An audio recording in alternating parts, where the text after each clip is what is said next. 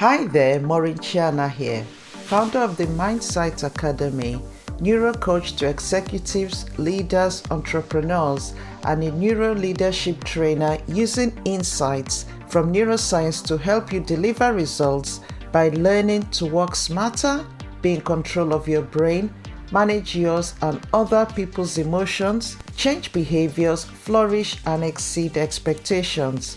I am so pleased to be back here with another episode of Lead to Excel podcast. If you haven't already subscribed to this podcast, do remember to subscribe wherever you listen to it. Without wasting any more time, grab your drink, whatever that might be, put your feet up and listen in.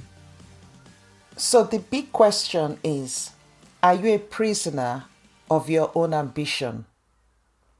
And why is success measured by how busy you are or how much money you make?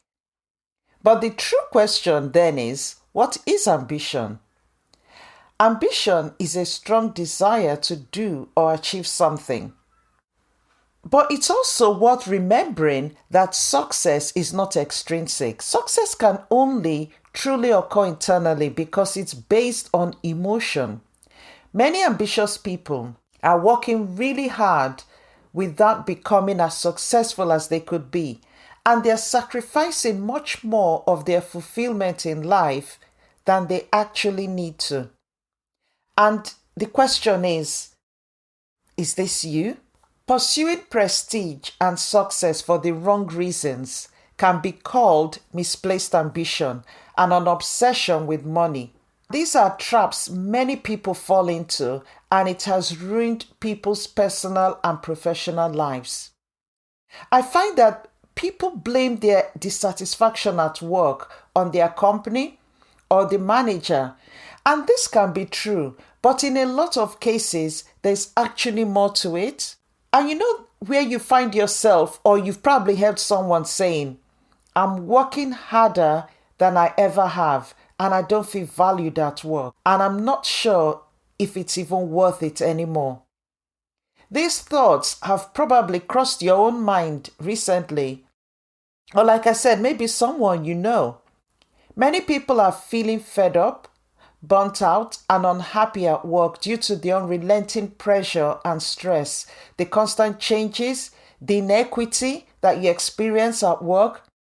And people feel as though they can't give much more, which you find makes performance suffer a great deal.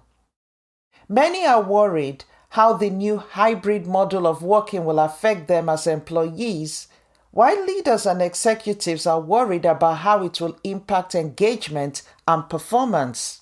The key is to take control of your life, because your success is determined by how happy you are and not how smart you are.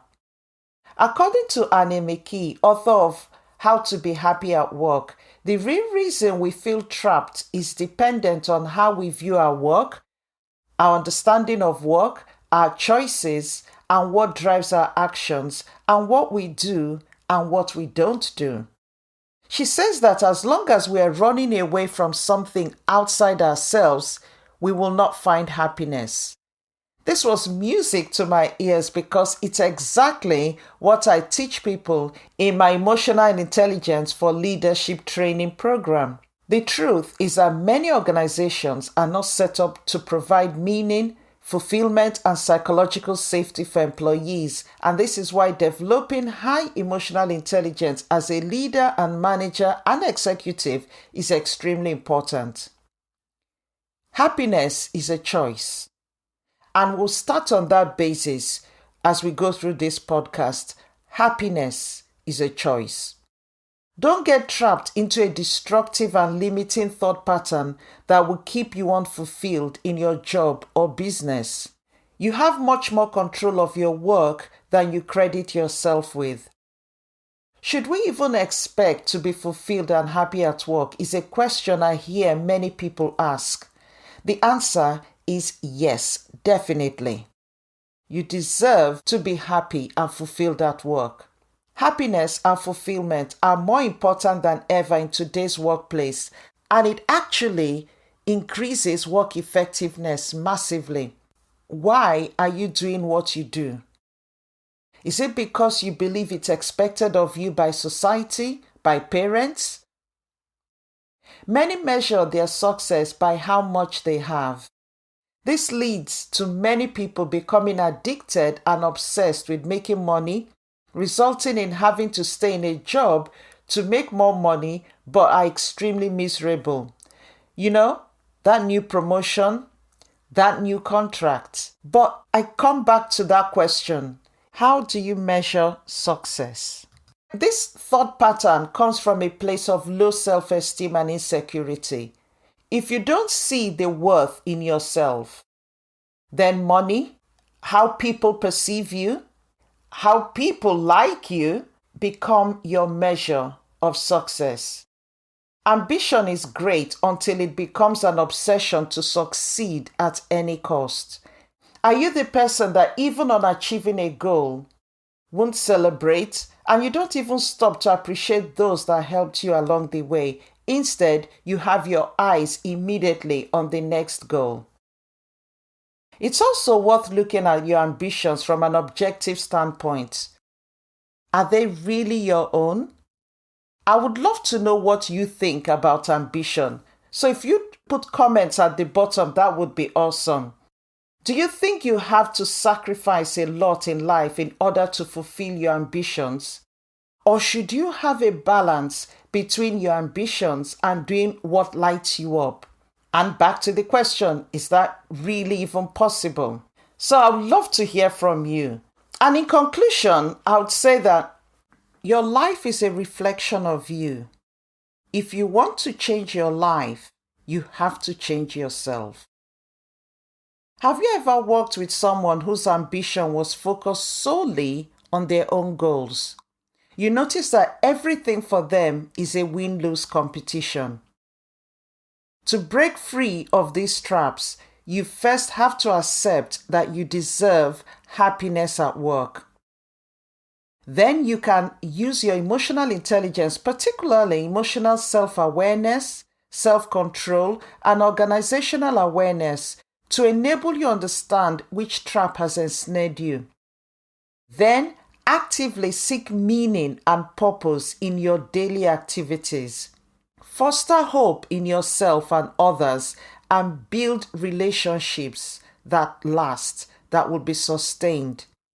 Because as a leader, if your focus is solely on you achieving your goals, you will lose the trust of the people that you manage, and you also lose their goodwill as well. So take ownership and don't allow yourself to become trapped by your desire to succeed, the desire for money, the desire for status, misplaced ambition, or what you think you should do.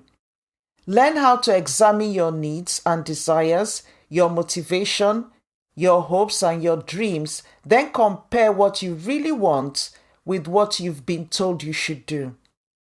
When you look from the inside out, when you truly come to a place of self-discovery, understanding yourself, understanding your purpose, understanding your passion, when you really understand what you want to get out of life, when you want to get out of your career, what you truly want to achieve, then you're more likely to be on a path of fulfillment, happiness, and true success. One thing I always encourage you, I went into a great detail about this in the Soar Higher training. Take time to celebrate your wins. Take time to celebrate achievements. Appreciate the people who've helped you achieve those goals as well. And finally, don't allow your ambition turn into a trap rather than an asset, which it should be. I hope this will really help you reflect on yourself, reflect on your ambition, and make sure that your ambition is for the right reason, that what you are pursuing is truly what you want to pursue, that what you're doing is truly what you want to be doing, and not what you perceive you should be doing, or not what people have told you that you should be doing. Let it be what you want. So take time and reflect deeply on yourself. And if you want more help on this, I really recommend our Soar Higher program. It's an e-toolkit that will really help you understand yourself, understand your wants, understand the things that you don't want, and enable you create a plan to keep you focused to get to where you really want to get to achieve those dreams, those goals, and enable your true ambition to be fulfilled. Thank you once again for tuning in. And remember that if you haven't subscribed to this podcast, click on the button wherever you listen to it so that you don't miss an episode. And I would really appreciate you leaving a review as well, or even a comment on the podcast, or ideas of topics that you want me to talk about in future. I've got some exciting episodes coming up with some interesting guests that you really wouldn't want to miss. So in this climate, wherever you are, do remember to keep safe, look after yourself, and I truly wish you perfect health. Stay limitless, and I look forward to seeing you in the next episode. Bye for now.